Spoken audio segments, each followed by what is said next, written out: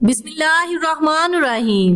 السلام علیکم پیارے ناظرین، آج کی یہ کہانی بہت ہی دلسوز اور سبق آموز ہے۔ آپ سے گزارش ہے کہ آپ اسے آخر تک ضرور دیکھیں۔ ساجدہ نے اپنی غریب بہو نادیہ کو طلاق دلوا کر اپنے بیٹے حمید کی شادی اپنی امیر بھتیجی ہانیہ سے کر دی۔ ہانیہ حمید کے ہوتے ہوئے تو اچھی تھی، لیکن جب حمید دبئی چلا گیا تو ہانیہ نے ساجدہ کو اپنے پالتو کتے کے ساتھ کمرے میں بند کر دیا۔ ہانیہ کھڑکی سے ایک روٹی ساجدہ کی طرف پھینک دیتی اور کہتی کہ تم اور کتا آدھی آدھی کر لو۔ ساجدہ رونے لگ جاتی۔ اسے اپنی غریب بہو نادیہ یاد آتی جو عزت سے اسے کھانا دیتی تھی۔ ایک دن اچانک ساجدہ کو اپنے بیٹے حمید کی آواز سنائی دی تو وہ خوش ہو گئی کہ اب بیٹا اسے یہاں سے آزاد کرے گا، لیکن جب کمرے کا دروازہ کھلا تو ساجدہ سامنے اپنے بیٹے کا حال دیکھ کر بے ہوش ہو گئی، کیونکہ رات بہت گہری ہو گئی تھی۔ مگر ساجدہ بیگم کے تن بدن میں ایک آگ جل رہی تھی جو ان کو بیسن کیا جا رہی تھی۔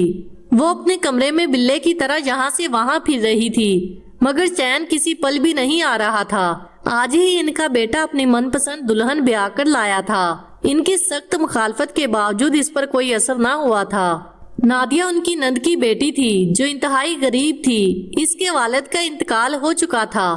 وہ ماں بیٹی کافی مشکل سے گزارا کرتے تھے، اور جب ان کے حالات بالکل برے ہو گئے، کرایہ بھی نہ دے پا رہے تھے، تب ساجدہ بیگم کا اکلوتا بیٹا حمید ان دونوں کو اپنے گھر لے آیا تھا۔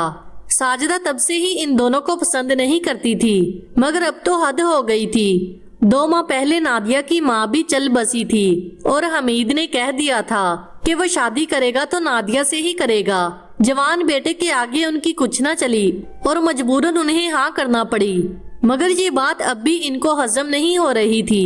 اس وقت وہ کچھ نہیں کر پا رہی تھی کیونکہ حمید ان کا اکلوتا وارث تھا اور اس کا کاروبار بہت اچھا چل رہا تھا۔ تبھی راتوں رات ان کے حالات بدل گئے تھے۔ اپنا اچھا مکان تھا اور گھر میں ہر آسائش موجود تھی۔ ساجدہ کا خیال تھا کہ وہ اپنی بھتیجی ہانیہ کو بہو بنائے گی۔ ہانیہ بہت ہی ماڈرن لڑکی تھی، اس کا رنگ روپ بھی بہت اچھا تھا اور اس نے بہت سارا جہیز بھی لانا تھا، مگر ساجدہ بیگم کے ارمانوں پر پانی پھر گیا تھا جب حمید نے نادیہ سے شادی کی خواہش ظاہر کر دی۔ لیکن آج وہ انگاروں پر لوٹ رہی تھی اور ان کے دماغ میں ایک عجیب سا خیال آیا تھا۔ پہلے بھی نادیہ ہی گھر کے سارے کام کاج کر دیتی تھی اور شادی کے بعد تو وہ مالکن بن گئی تھی۔ سارا دن وہ ساجدہ بیگم کی خدمت کرتی رہتی تھی، مگر ان کا دل اب تک صاف نہ ہو پا رہا تھا۔ 1 ماہ ہو چکا تھا حمید کی شادی کو اور وہ بہت خوش تھا، لیکن ساجدہ بیگم نے سوچ لیا تھا کہ وہ نادیہ سے جان چھڑوا کر رہے گی اس سے پہلے کہ ان کی اولاد ہو جائے، اور اب انہوں نے اپنے خیالات کو انجام دینا شروع کر دیا تھا۔ وہ روز قطرہ قطرہ کر کے حمید کا دل خراب کر رہی تھی۔ ہمیشہ کوئی نہ کوئی بات ایسی کرتی جس سے اس کا دل برا ہونے لگتا۔ جیسے ہی حمید کے گھر آنے کا وقت ہوتا، وہ بہانے سے نادیہ کو کسی کام سے چھت پر بھیج دیتی تھی، اور حمید جب آتے ہی اپنی ماں کو سر باندھے ہوئے پڑا دیکھتا اور بیوی کا پوچھتا تو وہ کہتی، بیٹا میں سارا کام خود ہی کرتی ہوں، وہ تو تیرے جانے کے بعد چھت پر چلی جاتی ہے اپنا موبائل لے کر، نہ جانے کس سے سارا دن باتیں کرتی رہتی ہے۔ یہ سن کر حمید کو سخت حیرت ہونے لگی تھی کہ آخر یہ کیا بات تھی کہ اس کی ماں ایسا کیوں کہہ رہی تھی، جبکہ نادیہ تو بہت اچھی اور کم گو لڑکی تھی۔ کئی دن سے حمید اسی پریشانی میں تھا کہ آخر وہ نادیہ سے کیسے پوچھے، جبکہ وہ جب بھی گھر آتا نادیہ چھت سے اترتی دکھائی دیتی۔ اب اس کا دل کافی برا ہو چکا تھا، بس بات زبان تک نہ آ پا رہی تھی، لیکن آخر ایسا کب تک چلتا۔ ایک دن ساجدہ بیگم نے نادیہ کو آدھی رات کے وقت نیند سے جگایا اور ہلکی آواز میں کہا، بیٹا میرا شوگر لو ہو رہا ہے، کچھ کھانے کو دے دو۔ نادیہ ایک جھٹکے سے اٹھی اور ان کو سہارا دے کر ان کے کمرے تک لے آئی۔ تبھی ساجدہ نے کہا، بیٹا میں نے صبح اپنا شوگر چیک کیا تھا، چھت پر ہی وہاں میرا گلوکومیٹر پڑا ہے، وہ تو لا کر دے دو۔ نادیہ یہ سن کر کچھ گھبرا گئی۔ اسے اس وقت چھت پر جانے میں خوف بھی آ رہا تھا، مگر نہ چاہتے ہوئے بھی وہ چلی گئی۔ اس کے جاتے ہی ساجدہ بیگم دوڑتی ہوئی حمید کے کمرے میں گئی اور شور مچانے لگی، حمید تیری بیوی نے ہمارا منہ کالا کر دیا، وہ اس وقت گھر پر نہیں ہے۔ یہ سننا تھا کہ حمید نے ہر جگہ نادیہ کو دیکھ لیا، مگر کچھ دیر بعد وہ چھت سے اترتی دکھائی دی تو حمید کا خون کھول اٹھا۔ کہاں گئی تھی تم اس وقت؟ حمید نے گرج کر پوچھا تو وہ ساجدہ بیگم کی جانب دیکھ کر بولی، وہ میں ممانی کا گلوکومیٹر لینے گئی تھی۔ کیوں جھوٹ بول رہی ہو؟ یہ میرا گلوکومیٹر تو میرے کمرے میں پڑا ہے، ساجدہ بیگم نے چلاتے ہوئے کہا اور پھر بہت برے الزامات لگانے شروع کر دیے، جبکہ نادیہ بڑے غور سے ان کو دیکھتی رہی۔ ممانی آپ نے تو مجھے بھیجا تھا چھت پر، وہ سخت حیرت سے بولنے لگی۔ تبھی حمید چلایا، بکواس بند کرو اور نکل جاؤ میرے گھر سے، میں نے تمہیں کیا سمجھا تھا اور تم کیا نکلی۔ حمید اپنے ہوش میں تھا اور تبھی ساجدہ بیگم نے لوہا گرم کر کے چوٹ لگائی، اسے ابھی کے ابھی طلاق دے دو حمید، ورنہ میں اس گھر میں نہیں رہوں گی۔ اور حمید نے بغیر سوچے سمجھے اسے 3 بول دیے۔ نادیہ کو چکر آنے لگے تھے، لیکن ساجدہ نے اسے کھینچ کر گھر سے باہر نکال دیا اور دروازہ بند کر دیا۔ اب وہ حمید کو گلے لگا کر چپ کروا رہی تھی، جو شدت سے روئے جا رہا تھا۔ بڑی مشکل سے وہ اسے خاموش کروانے میں کامیاب ہو سکی تھی۔ دوسری صبح حمید کو احساس ہوا کہ اس سے بہت بڑی غلطی ہوئی ہے، بنا کچھ سوچے سمجھے اتنا بڑا فیصلہ کر لیا تھا۔ تبھی وہ ہر جگہ نادیہ کو ڈھونڈنے لگا، مگر 1 ہفتے کی تلاش کے بعد بھی وہ اسے کہیں نظر نہیں آئی۔ حمید تھک گیا تھا، مگر نادیہ کا کوئی اتا پتہ نہیں چل سکا۔ وہ ہر وقت خود کو کوستا رہتا کہ کیوں اس نے نادیہ کو گھر سے نکال دیا، جو اسے دل و جان سے محبوب تھی۔ کاش وہ اس کی بات تو سن لیتا، مگر اب پچھتانے سے کچھ حاصل نہیں ہونے والا تھا۔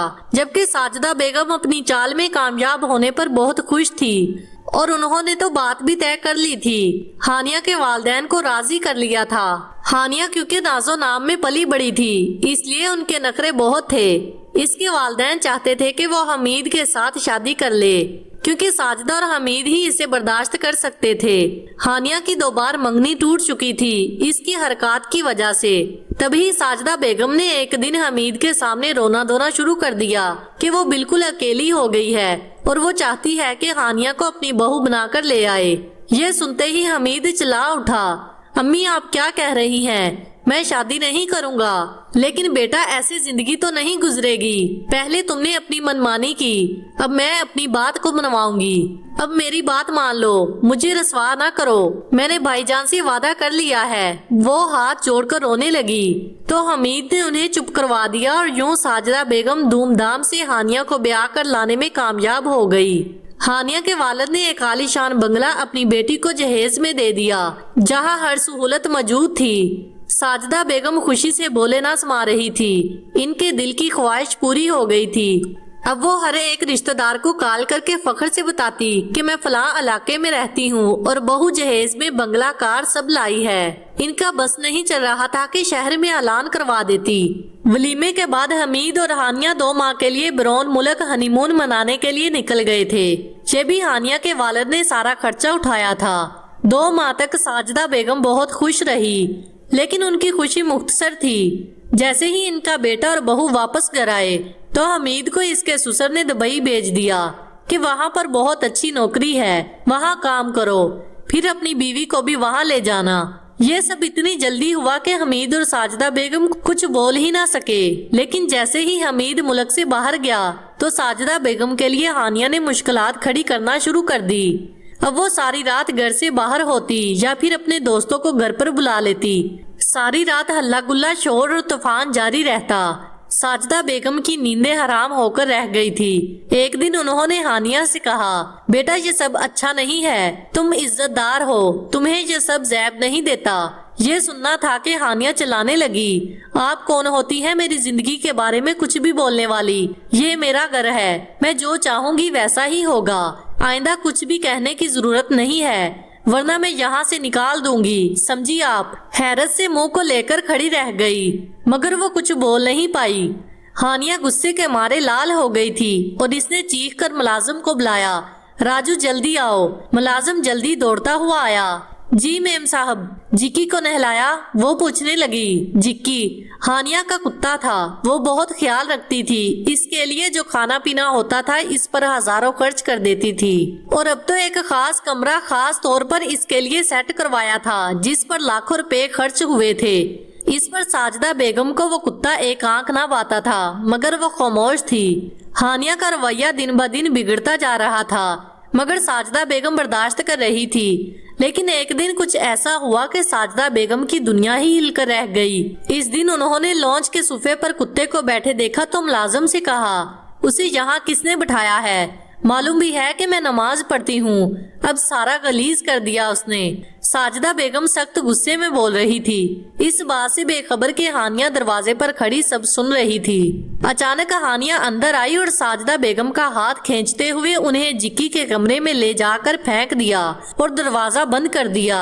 आज से तुम यहीं रहोगी बुढ़िया। तुम्हारी हिम्मत कैसे हुई मेरे जिक्की को कुत्ता कहने की? अब तुम जिक्की के कदमों में सोया करोगी, समझी आप? ये कहते हुए वो चली गई और साजिदा बेगम जमीन पर गिरी हक्का बक्का रह गई। इस दिन से साजिदा बेगम इसी कमरे में जमीन पर सोती थी और उन्हें खाने को एक रोटी फेंक दी जाती थी कि तुम और कुत्ता आधी आधी करके खा लेना। ये सिर्फ साजिदा बेगम की तजलील के लिए हानिया करती थी, वरना कुत्ता तो बहुत अच्छी खुराक खाया करता था। मुलाजिम इसका बहुत ख्याल रखते थे, बस साजिदा बेगम का किसी को ख्याल नहीं था। वो दिन रात रोती रहती कि काश हमीद से कोई राब्ता हो जाए, मगर इनके पास मोबाइल फोन नहीं था। वो रोज मुलाजिम की मिन्नतें करती कि मुझे एक बार इसका नंबर दे दो, मगर वो इससे बात नहीं कराते थे क्योंकि उन्हें भी अपनी जान प्यारी थी। उन्हें अच्छे से हुक्म मिला हुआ था कि जिस कदर जलील करना है इस औरत को ही करना है। साजिदा बेगम हर वक्त रोती रहती, दिन रात इसी कुत्ते के साथ रह रही थी। कुत्ता आलीशान बेड पर सोता और वो जमीन पर। यही इनकी किस्मत थी। अब उन्हें रह रह कर नादिया याद आती थी। उन्हें याद आता कि उन्होंने कितना जुल्म किया था नादिया पर। शायद ये इसी का अजाब था। जाने वो मासूम आधी रात को कहाँ गई थी कि बाद में इसका पता भी नहीं चल सका। जाने इसके साथ क्या हुआ था। या अल्लाह मुझे माफ कर दे, मैंने बहुत बुरा किया। मैंने इस बेचारी को घर से निकाल दिया, उसे तलाक दिलवाई। अब इसका सिला मुझे मिल रहा है कि मेरी अपनी भतीजी मुझे जलील कर रही है और मुझे कुत्ते के साथ रखा हुआ है। इतनी दौलत, इतना पैसा, आलीशान बंगला होने के बावजूद भी मैं कुत्ते के साथ रहती हूँ। शायद यही मेरी औकात है। मेरे साथ ऐसा ही होना चाहिए था। काश मैंने नादिया के साथ ये सब ना किया होता। वो सारा दिन यही बातें खुद से करती रहती और रोती रहती, लेकिन कुछ भी मिलने वाला नहीं था क्योंकि नादिया तो अब आने वाली नहीं थी। न जाने वो कहाँ चली गई थी और हमीद का भी कुछ अता पता नहीं था। माँ ने बात ना की थी तो उससे भी ख्याल ना आया कि मेरी माँ कैसी है, कहाँ है, इसे कॉल तो कर लूं। वो यही बातें सोचती रहती। उसे खाना भी ढंग से नहीं मिलता था।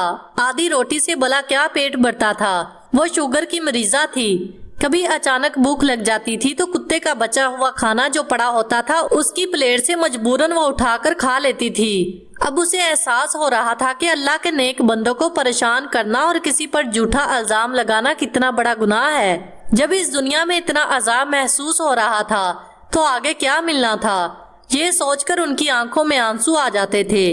वो सजदे में गिरकर आहो बक्का करने लगती, या अल्लाह मुझे माफ कर दे, या अल्लाह मुझे माफ कर दे। 6 माह हो चुके थे हमीद को गए हुए और अब तक वो बेयारो मददगार इस कुत्ते के साथ रहती थी। उन्हें बहुत खौफ भी आता था कि कहीं कुत्ता इन पर झपट ना पड़े। दिन रात गुजरते जा रहे थे। मुलाजिम जब भी कुत्ते को सुलाने लाते तो वो हाथ जोड़कर मिन्नत करती, खुदारा अपनी मैडम से कहो मुझे माफ कर दे, मैं अपने पुराने घर चली जाऊंगी, मैं जिक्की से भी माफी मांग लूंगी। अब वो कुत्ते को कुत्ता कहने से भी घबराती थी, मगर सब बेसूद था। हानिया का दिल पिघलने वाला नहीं था। इसने तो सबसे कह दिया था कि मेरी सास उम्रे पर गई हुई है। साजिदा बेगम बस अब हमीद की वापसी की दुआएं करती रहती और एक दिन उनकी दुआ रंग लाई थी। अचानक कमरे का दरवाजा खुला तो सामने हमीद था, मगर उसे देखकर तो साजिदा बेगम के पैरों तले से जमीन निकल गई क्योंकि वो व्हील चेयर पर बैठा हुआ था। साजिदा बेगम उठकर इसकी जानब दौड़ी और उसे अपने सीने से लगा लिया। ये क्या हो गया है बेटा? वो अपना दुख भूल कर हमीद से पूछने लगी तो वो भी ज़ारो कतार रोने लगा। अम्मी मुझे नादिया की बद्दुआ लगी है। वो फूट फूट कर रो रहा था। अब तो साजिदा बेगम भी उसके साथ रोती जा रही थी। हाँ बेटा तुझे नहीं मुझे भी लगी है, वो उसे बताने लगी तो हमीद हैरत से अपनी माँ की जानब देखने लगा। क्या हुआ अम्मी? साजिदा ने हमीद से पूछा। हानिया कहाँ है? तो हमीद अपने आंसू साफ करके बोला पता नहीं, मैं यहाँ पहुँचा तो वो घर पर नहीं थी। क्या हुआ अम्मी? वो फिर से पूछने लगा तो साजिदा बेगम ने उसे खामोश रहने का इशारा किया। کیونکہ باہر ملازم کھڑا تھا۔ ساجدہ بیگم بہت کمزور ہو گئی تھی مگر ہمت کی اور ملازم کی نظروں سے بچا کر حمید کی وہ وہیل چیئر دھکیلتے ہوئے کمرے سے باہر نکل آئی اور جلدی سے اسے گھر سے باہر لے گئی۔ وہ مزید یہاں نہیں رکنا چاہتی تھی، کیا معلوم ہانیہ پھر سے ان کو قید کر لیتی۔ وہ سڑک پر آ گئی تھی، وہاں ٹیکسی رکی اور عجلت میں وہاں سے نکل آئی۔ اب وہ مزید وہاں قید نہیں رہ سکتی تھی۔ اپنے مکان کی جانب اب وہ دونوں خاموشی سے رواں دواں تھے۔ دونوں کی آنکھوں میں پچھتاوے کے آنسو تھے مگر کچھ نہیں کہہ پا رہے تھے۔ گھر پہنچتے ہی ساجدہ بیگم نے تالا توڑا اور حمید کو لے کر اندر آ گئی۔ اندر آتے ہی وہ زمین پر بیٹھ کر پھوٹ پھوٹ کر رو رہی تھی۔ حمید کو کچھ سمجھ نہیں آ رہا تھا۔ حمید مجھے معاف کر دے بیٹا، میں نے بہت ظلم کیا ہے تجھ پر اور نادیہ پر۔ امی روئے نہیں پلیز، مجھے کچھ سمجھ نہیں آ رہا۔ حمید سخت گھبرا رہا تھا۔ حمید میں نے نادیہ پر جھوٹا الزام لگایا تھا بیٹا، وہ تو پاک دامن تھی، اسے میں ہی چھت پر بھیجا کرتی تھی تاکہ تم اسے بدزن ہو جاؤ۔ میں نے یہ چال چلی تھی اسے تمہاری زندگی سے نکالنے کے لیے، لیکن قدرت نے انتقام لیا مجھ سے۔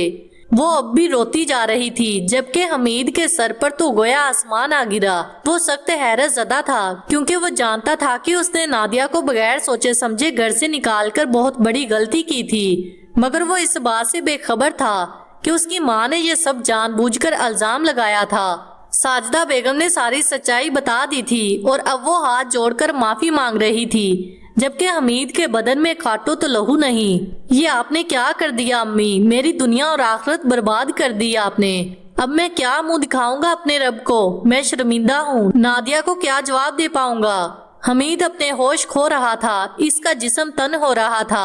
کچھ دیر میں وہ ہوش سے بیگانہ ہو چکا تھا۔ ہسپتال کے کوریڈور میں بیٹھی ساجدہ بیگم کب سے دعائیں کر رہی تھی۔ رات گزر چکی تھی اور اب تک وہ ہوش میں نہ آیا تھا۔ حمید کو ان کے گناہوں کی اتنی بڑی سزا ملے گی وہ سوچ بھی نہیں سکتی تھی۔ حمید کے ساتھ دبئی میں کیا ہوا تھا وہ کچھ نہیں جانتی تھی۔ ڈاکٹر بار بار پوچھ رہے تھے کہ وہ وہیل چیئر پر کیوں تھے۔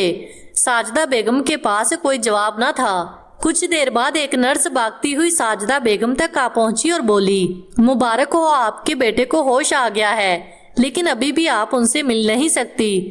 ساجدہ بیگم نے شکرانہ ادا کیا اور آئی سی یو کی کلکسی سے جھانکا، جہاں مشینوں میں جکڑا ہوا حمید بہت کمزور اور دل گرفتہ دکھائی دے رہا تھا۔ ساجدہ بیگم اس کے قریب نہیں جانا چاہ رہی تھی۔ وہ جانتی تھی کہ انہیں دیکھ کر حمید کو پھر سے دورہ پڑ جائے گا۔ اب تو انہیں یہ سب جھیلنا ہی تھا۔ کل رات پڑوسیوں نے حمید کو ہسپتال پہنچانے میں مدد کی تھی اور حمید کی جیب میں کافی رقم تھی جو کام آ رہی تھی، ورنہ وہ تو بالکل خالی ہاتھ رہ گئی تھی۔ ہانیہ کے گھر میں کتوں جیسی زندگی گزار کر انہیں بہت بڑا سبق مل چکا تھا۔ اپنی سگی بھتیجی نے ان کے ساتھ جو سلوک کیا تھا یہ سب قدرت کا انتقام تھا، اور اب ان کا بیٹا بھی ہاتھ سے جا رہا تھا، کیا معلوم وہ بھی ان کو گھر سے نکال دے۔ یہ سوچ کر ان کے رونگٹے کھڑے ہو گئے تھے۔ درد، تکلیف، پچھتاوا، خوف، یہ سب مل کر انہیں آدموں کر رہے تھے، مگر وہ چاہ رہی تھی کہ ایک بار مرنے سے پہلے نادیہ سے مل لے، اسے معافی مانگ لے تاکہ سکون سے مر سکے۔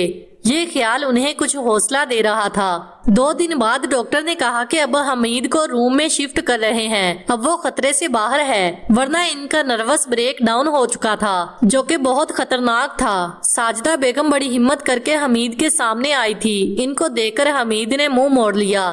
ان کی ماں خاموشی سے وہاں بیٹھ گئی۔ کافی دیر بعد حمید نے پکارا، امی جی۔ وہ اٹھ کر آئی۔ کیا چاہیے بیٹا؟ امی پلیز مجھے بتا دیں کہ نادیہ کہاں ہے، میں ایک بار اس سے ملنا چاہتا ہوں۔ وہ روتے ہوئے سسکنے لگا، میرے بچے مجھے نہیں معلوم، تم صبر کرو، ابھی تمہاری طبیعت ٹھیک نہیں ہے، اپنی ماں کو بخش دو، میرا اور کوئی نہیں ہے۔ حمید بولتا جا رہا تھا، امی مجھے ماموں نے دبئی بھیجا تھا، میرے سامان میں ایک بیگ تھا جو پیچھے سے بڑا ہوا تھا۔ دبئی ایئرپورٹ پر منی لانڈرنگ کیس میں مجھے گرفتار کر لیا گیا تھا۔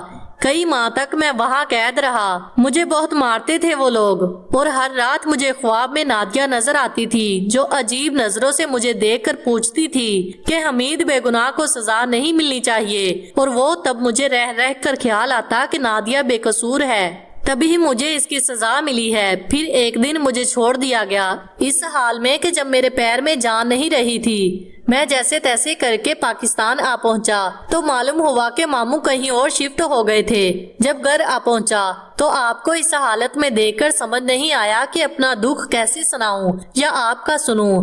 वो सवालिया नजरों से देखने लगा तो साजिदा बेगम ने हानिया की सारी सच्चाई बता दी। वो कहने लगी, ये सब मेरे किए की सजा थी। बेटा, लालच और हसद में तुम्हारा घर बर्बाद किया तो अब जाके होश आया कि इस फानी दुनिया के लिए मैंने अपनी आखिरत तबाह कर ली है। वो दोनों खामोश हो चुके थे। वक्त गुजरता गया। हमीद ने हानिया को तलाक बजवा दी थी। अपने घर में चुपचाप बैठा रहता। वो तो शुक्र है कि उसने अपना कारोबार बंद नहीं किया था, वरना वो इस वक्त सड़क पर होता। एक दिन जब वो चेकअप के लिए हमीद को अस्पताल लाई तो अचानक नादिया नजर आई। इसके साथ एक खूबसूरत मर्द था और नादिया शायद माँ बनने वाली थी। साजिदा बेगम दौड़ते हुए नादिया के कदमों में गिर गई। मुझे माफ कर दो बेटा, मैंने बहुत बुरा किया। उसे यूं अचानक देखकर नादिया चूक गई थी। साजिदा बेगम बहुत रो रही थी। नादिया खामोश थी और मुड़कर देखा तो हमीद भी हाथ जोड़े व्हील चेयर पर बैठा रो रहा था। ये मंजर देखकर नादिया का दिल पिघलने लगा और वो झुक नहीं पा रही थी। ममानी उठ जाइए, मैंने माफ किया आपको। नादिया की आंखों में आंसू थे। इसका शौहर उसे खामोश कराने लगा। मैंने बहुत जुल्म किया, झूठा इल्जाम लगाया, घर से निकाला। साजिदा बेगम बोलती जा रही थी मगर नादिया ने खामोश करवा दिया। ममानी, मुझे आपसे अब कोई गिला शिकवा नहीं है। अगर आप मुझे वहां से ना निकालती तो शायद खुरम मेरी जिंदगी में ना आते। ये मेरे शोहर हैं और मैं इनके साथ बहुत खुश हूँ। उस रात मैं इनकी गाड़ी से टकराई थी और उन्होंने मेरा इलाज करवा दिया और मुझे सहारा दिया। आज मैं इनकी बीवी हूँ और माँ बनने वाली हूँ। मुझे अब आप लोगों से कोई शिकायत नहीं है। वो वापस मुड़ी और जाने लगी। साजिदा बेगम ने देखा कि वो बड़ी सी गाड़ी में दोनों बैठे थे। नादिया को देखकर लग रहा था कि वो बहुत खुश है और एक बड़े घर की मालकिन बन चुकी है। साजिदा बेगम ने उसे दुआ दी और सोच में पड़ गई कि इंसान कितना भी किसी का बुरा चाहे, मगर जब अल्लाह ताला अपने प्यारे बंदों का हाथ थाम ले तो उसे कोई गिरा नहीं सकता। सच तो ये है कि जब तक मुकाते अमल नहीं होते इंसान को अपनी खताओं का एहसास नहीं होता। साजिदा बेगम हमीद की व्हील चेयर को धकेलते हुए सोच रही थी। प्यारे दोस्तों, उम्मीद करती हूँ कि आज का ये वाकया आपको जरूर पसंद आया होगा। अगर पसंद आया तो वीडियो को लाइक करें, चैनल को सब्सक्राइब करें और एक कमेंट बॉक्स में अल्लाह अकबर जरूर लिखें। मिलते हैं नेक्स्ट वीडियो में। इजाजत दीजिए। अल्लाह हाफिज।